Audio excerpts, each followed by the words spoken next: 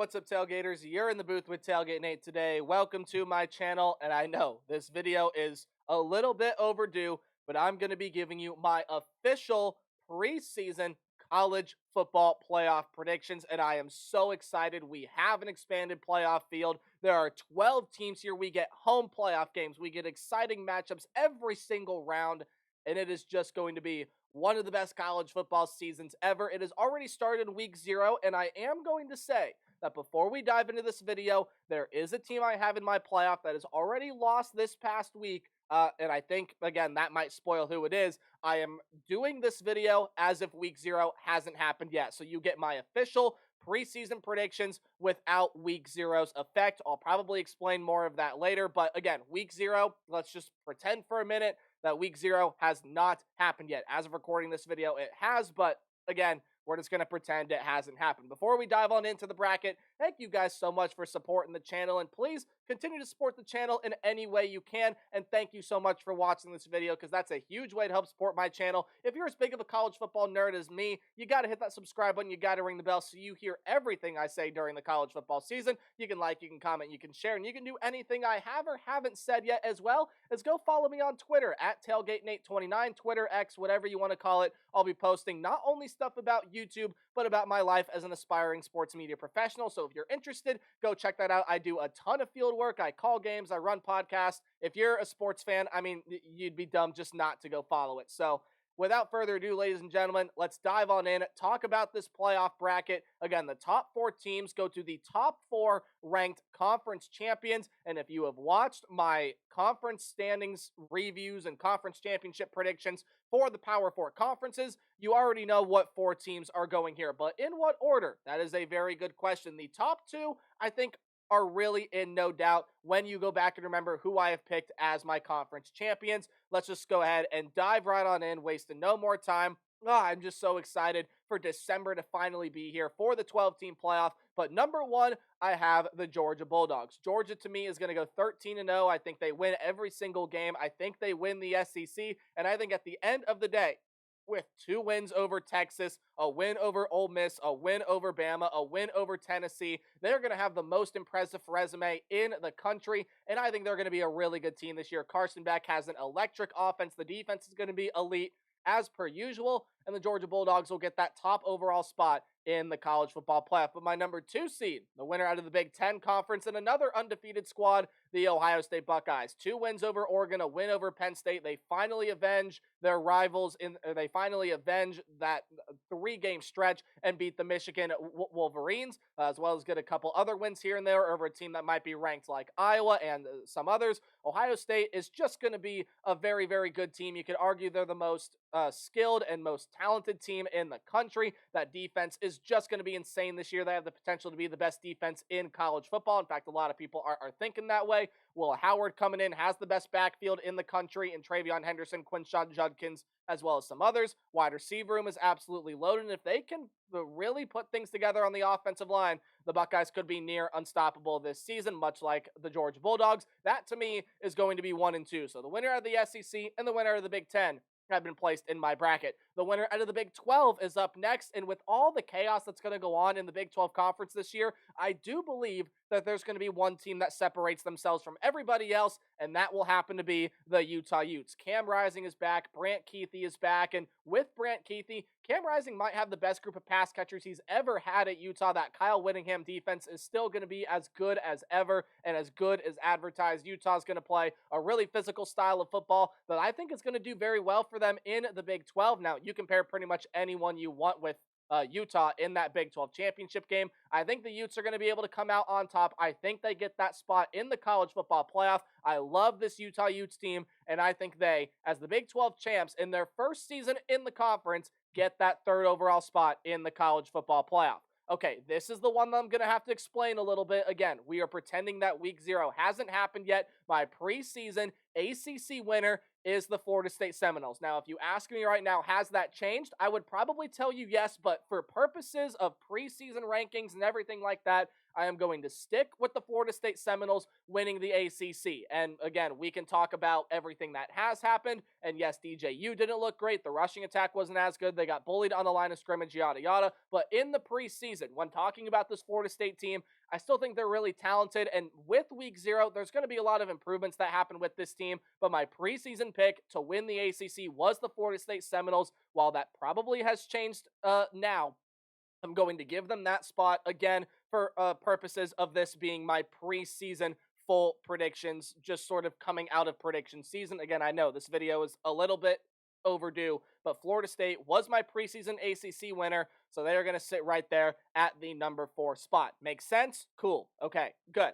Let's go ahead and dive on into the wild card spots and the 4 teams that are going to be getting home playoff games. Well, the first one's going to be going to Eugene, Oregon. I have the Oregon Ducks here. Now, you could put Texas in this spot as well, but I think Oregon's going to end up getting that nod at number 5. They're going to put together some really good wins this year. They're going to have some really good wins over a lot of good playoff teams. And overall, when you take a look at the Oregon Ducks, I mean, they have their chance to beat Ohio State. They get them in Eugene. They could very well win that one. And Oregon's another team that you could see, and they're getting a top 4 spot. They could go win the Big Ten Conference as well. Not how I predicted. The Big Ten runner-ups in the Oregon Ducks, led by Dylan Gabriel, Tez Johnson, Evan Stewart, plethora of good running backs, a loaded offensive line, a loaded defensive front, and one of the best coaches in the country in Dan Lanning, get that number 5 spot. Number 6, well, you heard me mention Texas. The college football playoff will be going to DKR Memorial Stadium in Austin, as Texas will get a home playoff game this year. I think Texas is going to be really good this season. Quinn Ewers is back, and yes, a lot of talent has gone either to the NFL through the portal. They did really well for themselves, getting a lot of nice wide receiver pieces to come into that program, especially Silas Bolden coming over from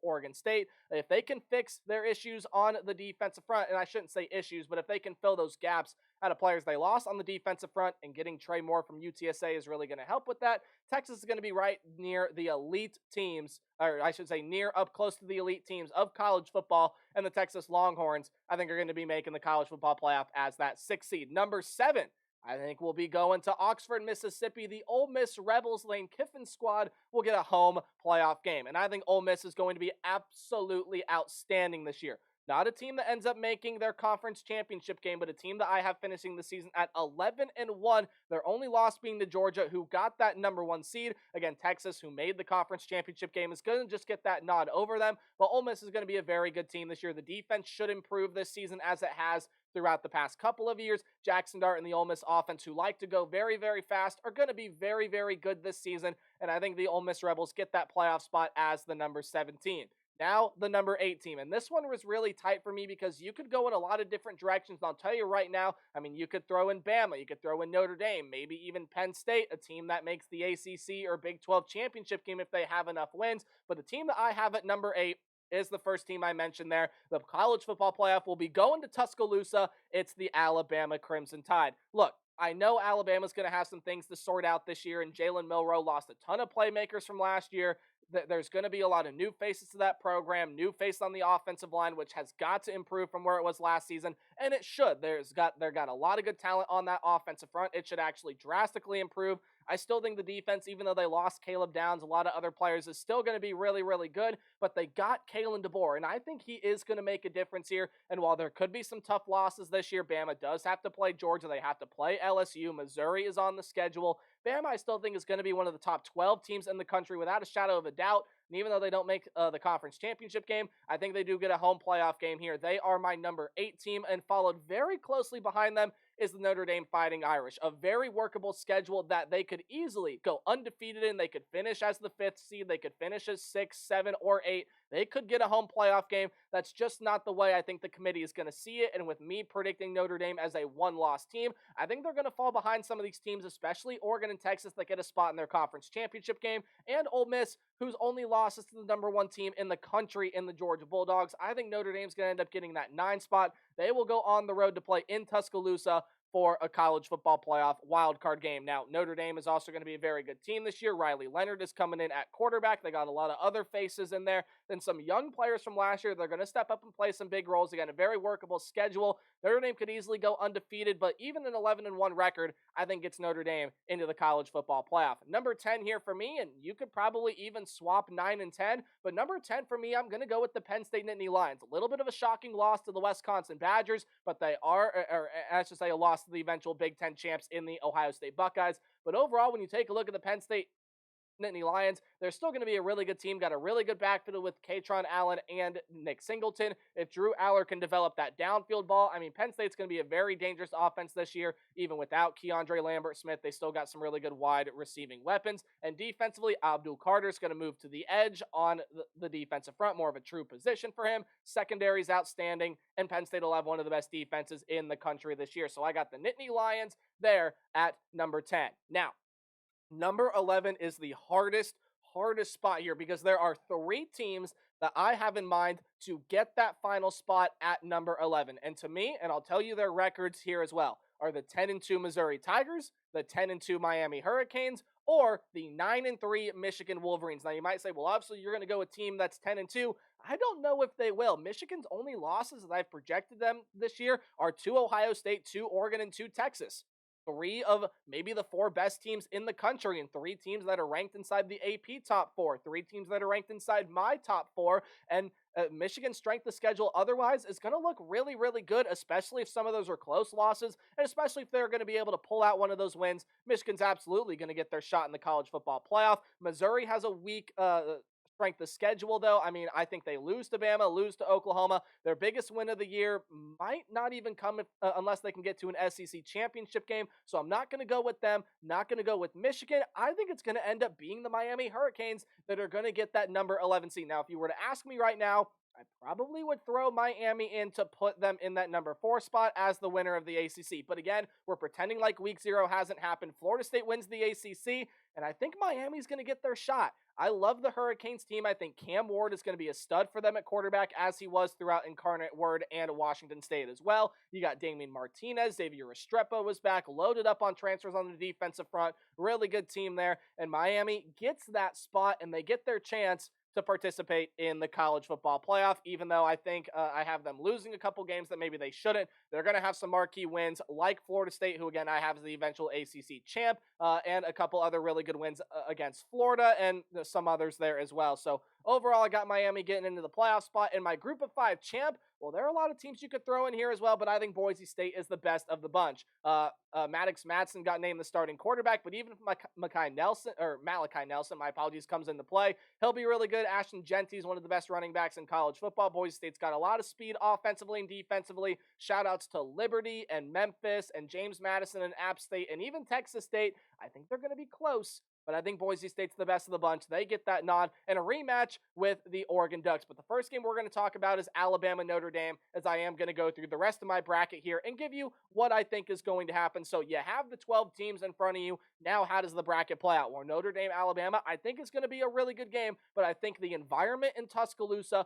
will just be too much. I think the Alabama Crimson Tide roll on, beat the Notre Dame Fighting Irish, and they will move on to the college football playoff quarterfinals. And Oregon versus Boise State. These 2 teams are going to play earlier in Eugene this season. And look, it would really help Boise State if this was on the blue turf. The sad reality is both matchups I have projected for them this season, it is not. And the environment in Eugene is going to be too much for them yet again. Boise State is uber talented, but so is Oregon. And I don't think Boise State's defense going to be able to slow down Oregon's offense enough. I think the Ducks beat the Broncos and to head on with a matchup against the eventual ACC champ in the Florida State Seminoles. Do we get an all Big Ten quarterfinal, or will Ole Miss roll on in the playoffs? I do think it's going to be the Ole Miss Rebels. If this game was in Happy Valley, I'd go with Penn State, but I love Jackson Dart. I love this Ole Miss offense. And again, while Penn State's going to have a really superb defense, going to be able to slow this Ole Miss offense down, I think this Ole Miss defense is going to surprise Penn State a little bit. I think they are going to be able to slow the run game down enough. I think they are going to be able to contain Drew Aller, and I think Ole Miss rolls on to the college football playoff quarterfinals.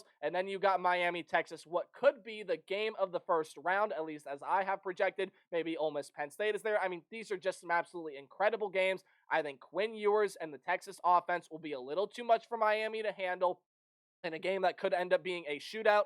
DKR is rocking, and Texas moves on to the college football playoff quarterfinals. Now you throw in the New Year's Six bowl game slots here, and Georgia, as that number one team, will be able to get to pick what they want. And I think they're going to end up going with the Peach Bowl. They'll probably leave Ohio State with either the Rose Bowl or Fiesta Bowl. For this exercise, I'm probably going to end up saying the Fiesta Bowl, just for all intents and purposes. Actually, I might be rethinking that now. Well, Georgia will definitely get the Peach Bowl, but then you have the Fiesta Bowl, the Rose Bowl, and the Sugar Bowl up next. I don't think Ohio State would want to play in the Sugar Bowl. You know, they probably would end up going with the Rose Bowl there. Utah would take the Fiesta Bowl, and then the Sugar Bowl would end up going to the Florida State Seminoles. Again, I don't have logos or anything up, but for the purpose of the exercise, I thought I'd mention it. Georgia versus Alabama in the Peach Bowl in Atlanta. Rematch of last year's SEC championship game, rematch of the national championship game from a couple years ago. I mean, and a rematch of a regular season game that's going to happen this year. But just like the regular season, I think line of scrimmage play, physicality will be too much for Bama to handle, and the Georgia Bulldogs roll on to the college football playoff semifinals, where they will get to pick between the Orange Bowl and Cotton Bowl, and I'll explain my thinking on that in just a little bit. Then you have the Florida State Seminoles against the Oregon Ducks. And again, Florida State's got a lot to improve upon. But even before that Week 0 game happened, I didn't think that Florida State was going to get too far in the college football playoff, just because of who they have to go up against. The Oregon Ducks are absolutely outstanding. That offense is going to be really good, and the defense will be able to do everything in their power to slow Florida State down. They're going to match up with the Georgia Bulldogs, do the Oregon Ducks in the college football playoff semifinal. So one semifinal is set. Let's set the other one for you. Ohio State versus Ole Miss. The Ole Miss offense going to give Ohio State's defense some trouble, but the defense is simply too good. The Buckeye offense scores enough points to outlast Ole Miss, and they move on to the college football playoff semifinals, where I think they will face the Texas Longhorns. Look, I love Utah as much as I want to put them fourth here into the next round. Texas is just way too talented. The defense is going to be really good. When you take a look at the offense, Quinn Ewers and company is just going to have an electric offense. And you got the four best teams in college football, at least in my mind, in the college football playoff semifinals. Crazy how that happens, right? The teams that everyone think are going to be the four best end up being the four left standing in the college football playoffs. So now you have the Orange Bowl and the Cotton Bowl. And for purposes of making it tougher on the Ohio State Buckeyes, I think the Georgia Bulldogs are going to take the Orange Bowl here, just because that leaves Ohio State having to play in the Cotton Bowl. They leave them having to play in Arlington, just a couple miles up the road from Austin. That stadium is going to be packed with Texas fans, but Ohio State travels well. I mean, they won a national championship in that building, so I think it's going to be two really good matchups, but Georgia, again, for strategic purposes, will choose to play in the Orange Bowl to make the road tougher on the Ohio State Buckeyes. Now, when you take a look at the Georgia Bulldogs against the Oregon Ducks, phenomenal game, first of all. This is going to be just an absolutely sensational game, but I think the physicality level of Georgia will just be a little bit too much. Oregon's going to be absolutely really, really talented, but I think Georgia's very talented as well, and I think Carson Beck is going to be able to out-duel Dylan Gabriel, and the Georgia Bulldogs move on to the national championship game, where they will face the Ohio State Buckeyes. I think Ohio State's just going to be too talented at the end of the day, no matter where this thing is played. A team that you could argue is the most talented team in the entire country. Ohio State is loaded on both sides of the ball, and I think, again, while the offensive line might struggle against a Texas defense that could have a pretty good pass rush, again, especially since Trey Moore is coming in there, the rest of the way, I give Ohio State the edge in the secondary. I think they're going to be able to slow Quinn Ewers down, maybe pick him off once or twice if this matchup does happen, and the Buckeyes offense will be moving. It sets up a national championship game and a rematch of a college football playoff semifinal from a couple of years ago, what a lot of people are widely considering the top two teams in the country. It's probably the national championship everyone wants to see. The Georgia Bulldogs going up against the Ohio State Buckeyes. Drum roll, please.